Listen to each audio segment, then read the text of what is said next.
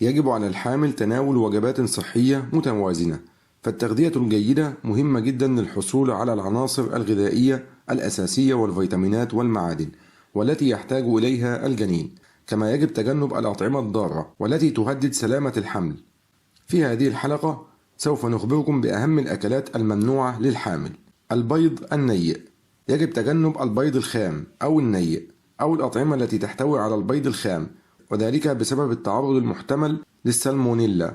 قد تصنع بعض أنواع الصوصات والمايونيز والآيس كريم في المنزل باستخدام البيض النيء، وهذا يمثل مصدر خطر، ولكن إذا تم طهي الوصفة فسيقلل ذلك من التعرض للسالمونيلا. الآيس كريم والصوصات والمايونيز التجارية يتم إعدادها مع البيض المبستر ولا تزيد من خطر السالمونيلا. الأجبان الطرية: قد تحتوي الأجبان الطرية على الليستيريا. قد تحتاجين إلى تجنب الألبان الطرية. جميع الألبان اللينة المصنوعة من الحليب المبستر آمنة للأكل. الحليب غير المبستر: قد يحتوي الحليب غير المبستر على الليستيريا. تأكدي من أن أي حليب تشربينه يكون مبستر. الخضروات الغير مغسولة: الخضروات آمنة، وهي جزء مهم من النظام الغذائي الصحي المتوازن، ومع ذلك من المهم التأكد من غسلها لتجنب التعرض المحتمل لداء المقوسات والذي قد يلوث التربة التي تزرع فيها الخضروات.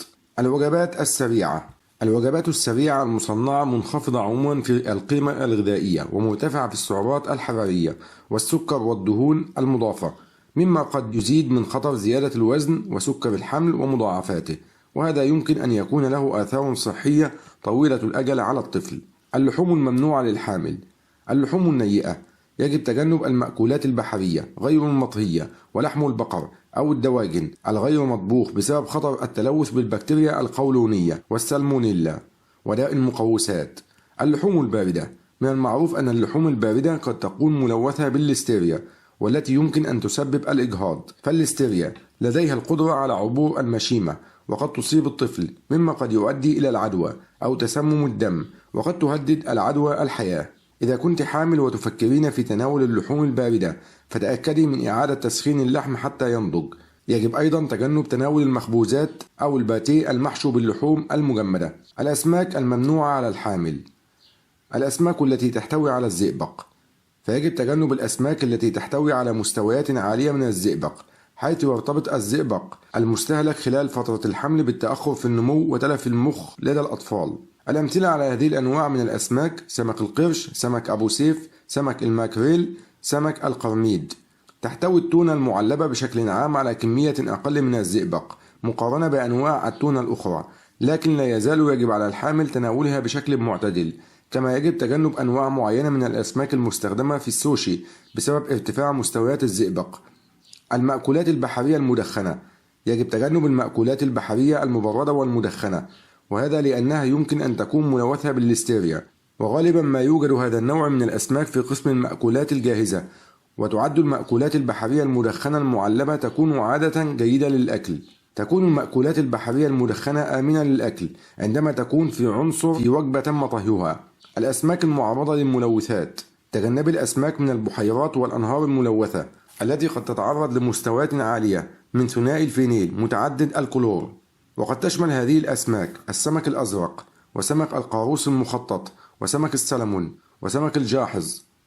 المحار النيء: إن معظم الأمراض التي تنقلها المأكولات البحرية ناتجة عن المحار غير المطهو جيدا، والذي يشمل الجندوفلي وبلح البحر. يساعد الطهي في منع بعض أنواع العدوى، لكنه لا يمنع الالتهابات المرتبطة بالطحالب، ويشكل المحار النيء مصدر خطر ويجب تجنبه تماما أثناء الحمل. توابل وأعشاب ممنوعة في الحمل: الألوفيرا وزيت الريحان واليانسون. هذه الأعشاب يجب تجنبها لأنها من الممكن أن تسبب انقباضات في الرحم.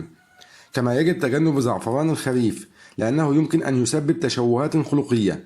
كما ينبغي تجنب الكميات الكبيرة من جوز الطيب. المشروبات الممنوعة للحامل: الكافيين، فعلى الرغم من أن معظم الدراسات تشير إلى أن تناول الكافيين بشكل معتدل مسموح به، إلا أن هناك دراسات أخرى تبين أن تناول الكافيين قد يكون مرتبطا بالإجهاض، فتجنب الكافيين خلال الأشهر الثلاثة الأولى من الحمل لتقليل احتمالية حدوث الإجهاض. وقاعدة عامة: يجب أن يقتصر الكافيين على أقل من 200 ملغ يوميا أثناء الحمل. إن الكافيين مضر للبول، مما يعني أنه يساعد في القضاء على السوائل من الجسم، وهذا يمكن أن يؤدي إلى فقدان الماء والكالسيوم من الجسم.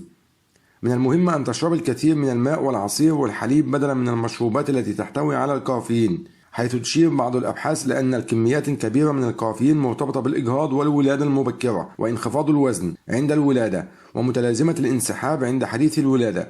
لذلك يكون الشيء الأكثر أمانا هو الامتناع عن تناول الكافيين أثناء الحمل. المشروبات الكحولية فهي غير آمنة أثناء الحمل، وبالتالي يجب تجنب تناول الكحول أثناء الحمل، فتناول الكحول قبل الولادة يمكن أن يتداخل مع التطور الصحي للطفل. واعتمادا على كمية وتوقيت ونمط تناول الكحوليات يمكن أن يؤدي استهلاك الكحول أثناء الحمل إلى متلازمة الكحول الجنينية أو غيرها من اضطرابات النمو. فإذا كنت تستهلكين الكحول قبل أن تعرفين أنك حامل فتوقفي عن الشرب الآن، كما يجب أن تستمر في تجنب الكحول أثناء الرضاعة الطبيعية. مشروبات الأعشاب التي يجب تجنبها أو استخدامها بحذر أثناء الحمل: مشروب البابونج، مشروب نبات القراص، مشروب الهندباء، مشروب النعناع البري، مشروب العرقسوس، المشروبات العشبية الملينة.